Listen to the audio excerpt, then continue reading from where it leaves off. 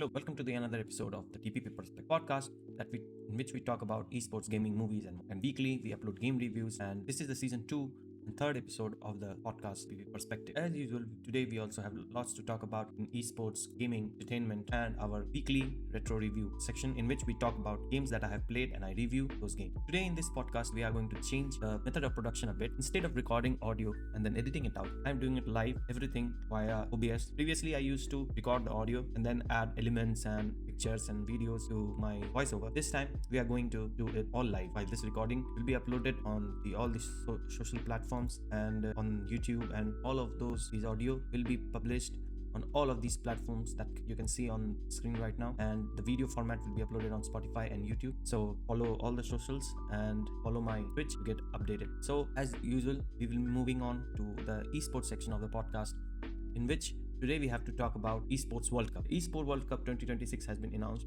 with a record-breaking prize pool of $75 million, and there are going to be 24 esports titles that this time we are going to see being played. In the whole schedule of this tournament has been uploaded on the official website of the Esports World Cup. This time, the tournament will be held between 6 July to 23 of the August 2026. And here you can watch the schedule in which Week 1, Valorant, Apex, Dota, and Fatal Fury are going to be played, followed by League of Legends, Free Fire, Dota 2, and Mobile Legends Bang Bang Women is going to be played in the Week 2, followed by in Week 3, FC Pro Football League, PUBG Battlegrounds, I think it's the PUBG PC, and then Teamfight Tactics tournament will be played in the fourth week.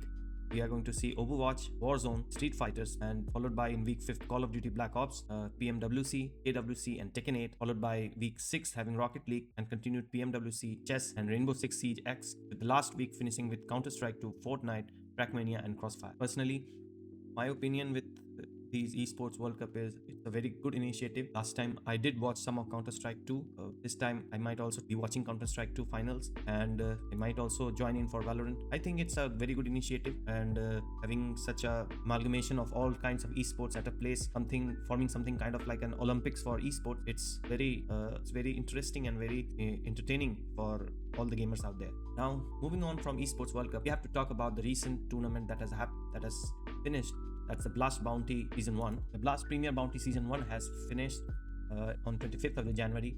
And initially, last time that we talked about, we were talking about how Magic's led Spirit was doing well, and I expected Spirit to win this time, but they were trumped by Parivision, which had Zwei, the ex-Spirit member who was benched after the Budapest Major, with the ex-Major winners James, Zelo, Zwei, and Nota. They defeated Astralis. They eliminated Astralis before, and then Parivision, who defeated Astralis in their second match in the tournament, later defeated Spirit and went forward to the finals, where they defeated Falcons 3-0. This was a matchup in which people were expecting that Parivision could give a strong contendership for the championship to the Falcons, but surprisingly, Parivision dominated on the first match, Mirage 13-9, followed by 13-11, 13-11 on Dust 2 and Inferno respectively, and closed the map. As you can see with the stats, monacy was not having his day on the finals, and in the opposite sides, Nota and Zwei performed very well.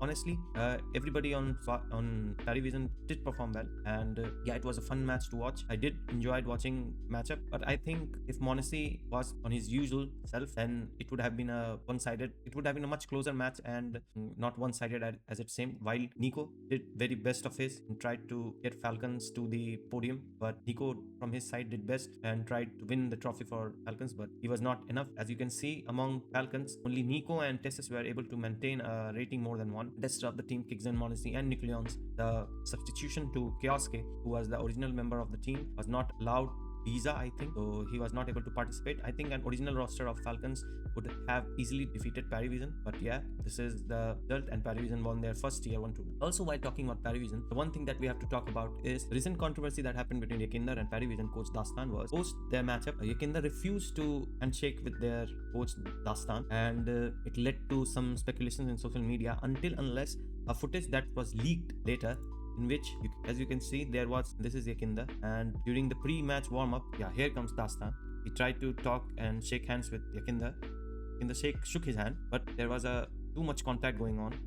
This looks like Yekindar doesn't want to continue the conversation, and Dastan is trying to overwhelm him, not leaving his hand. And this is where Yekindar jerked his hand off, and this confrontation was later leaked, and this was just before their matchup, and this broke when Yotia's coach went there, and then Dastan backed off.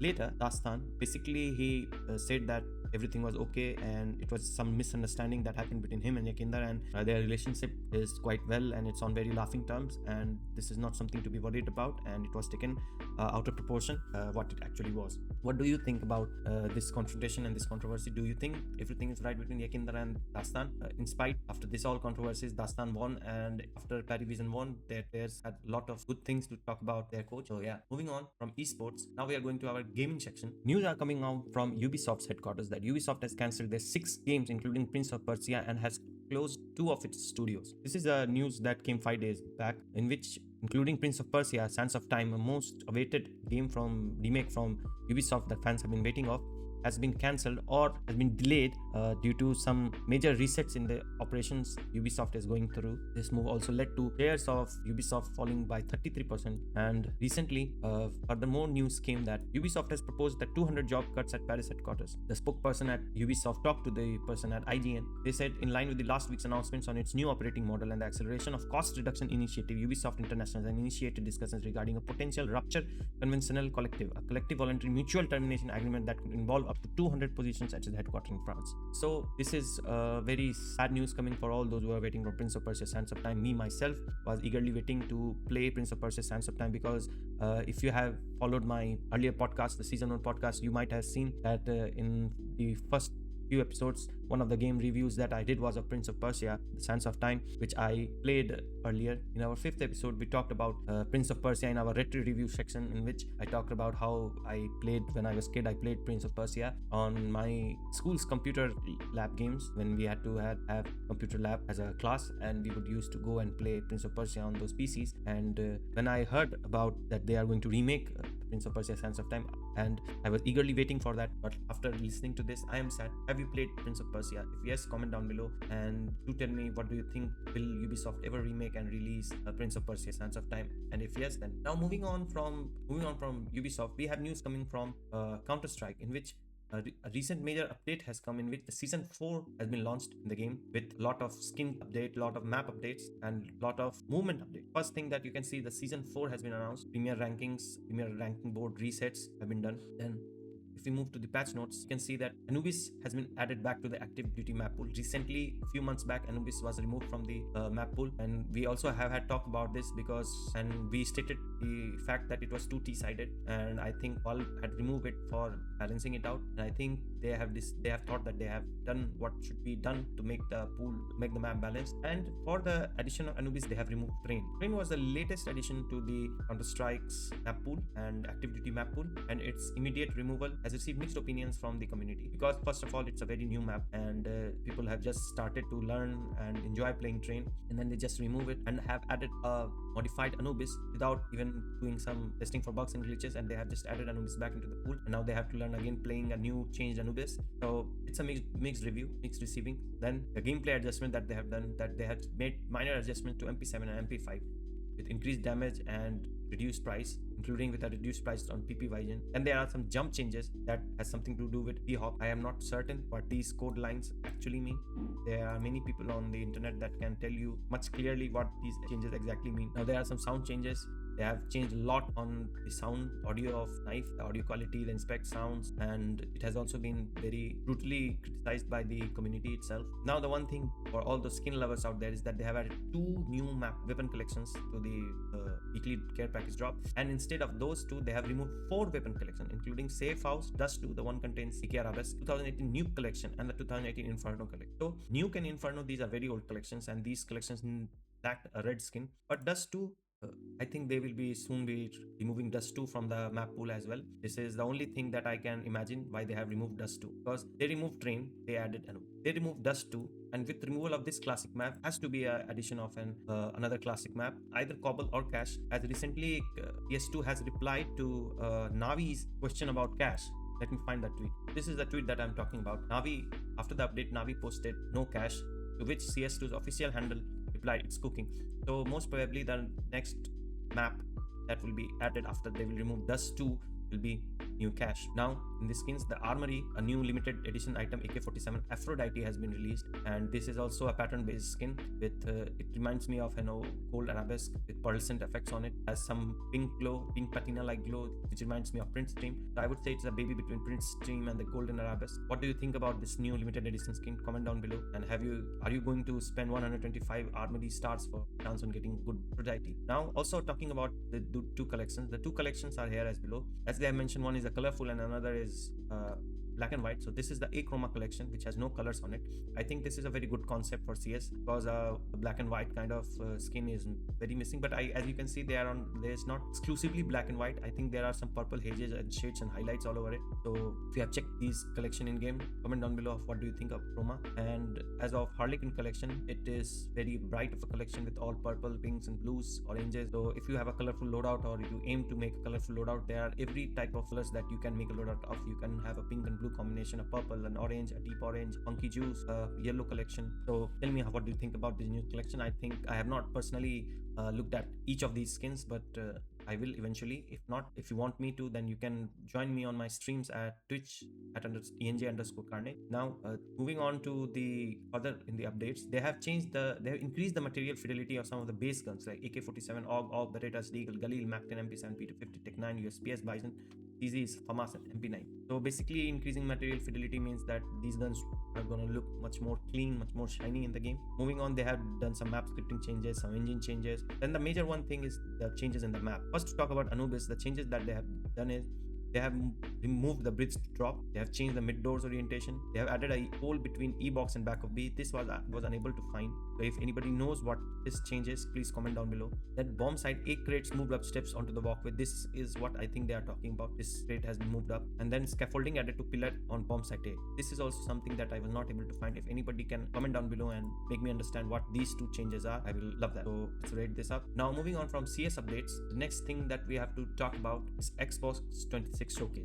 Xbox Developer Direct has been announced, in which very new games for 2026 have been announced, including Forza Horizon 6, the next in the famous racing title Forza Horizon. This time, the Forza Horizon festival is going to be based off in Japan, and it's going to be the biggest Forza map yet to be made. So we played Forza Horizon 5. I haven't, but I find it very beautiful, very relaxing to watch people play Forza Horizon 5. Then they have announced a new game in the Fable series. Forza Horizon 6 is going to be released on May 19th. Those who have ordered the deluxe edition in a pre-order will be able to play games on May 15th. The new Fable game will be launched in fall of 2026. So which games out of these are you excited about? Comment down below. Now, moving on to a recent controversy that has taken place is between CD Projekt Red and Luke Ross, mod maker. So basically, Luke Ross is a person who makes mod for games, and recently he made a VR mod for CD Projekt Red's most recent famous title, Cyberpunk 2077. In this mod, he was providing VR access to famous game titles like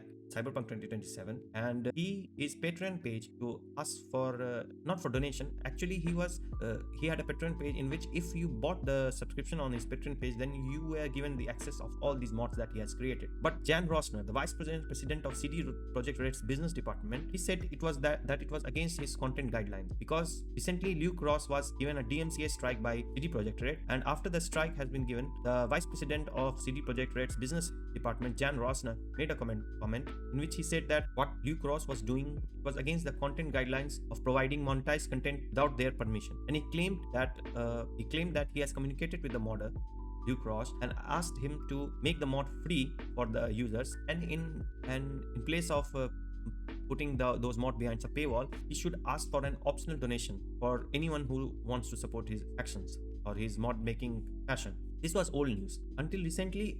Another publisher, 505 Games, hit him again with another DMCA strike for a VR mod that he made for the game Ghost Runner, made by 505 Games. After getting the second strike, the modder has altered his Patreon page and has warned people, telling potential subscribers that for the moment there will be no benefits available, meaning that even if you subscribe to his Patreon and pay up, you won't get access to any of more than 40 mods that he has locked behind that paywall. Ross said he will keep his Patreon locked down until the legal situation clears out. Existing subscriptions will have their access extended for 1 month without further payments, Ross said. When I heard about this all, first of all, I was thinking whether CD Projekt Red is trying to bully a small modder. But when I came to know that his mods he was selling those mods, and then my ideology changed a bit. If CD Projekt Red's intention actually is to bring fairness in the community and make the community able to try new stuffs based on their games and not be burdened by the monetary expenditures, then I think it's a good step that CD Projekt Red did. But if was motivated by a desire to get a share out of all those mod purchases that have been made and a share that has not reached CD Projekt Red, I think that could also be one of the reasons why these big companies do these kind of stuff. What do you think about it? Do you think the modder was right, or do you think the publisher is right? Comment down below. Let's have a talk on it. Now, moving on to the next news, Blizzard has unveiled a 4-part showcase to outline future of its franchise. The famous game developer behind World of Warcraft, Overwatch, Blizzard has announced that they will be hosting a 4-day event in which they will talk about their franchises and their future. According to the schedule that they have announced, from January 29th, they will be presenting a series of grand events with World of Warcraft, which will be talked about on Thursday at 9 a.m. Pacific time, followed by Overwatch, Hearthstone, Diablo. These 4 games that they are going to talk about in the next coming days. This is the tweet that Blizzard Entertainment made. Move on from gaming to the next section, that's the retro review. So the next game that we have to talk about in our retro reviews is Angry Birds. Those who were old enough in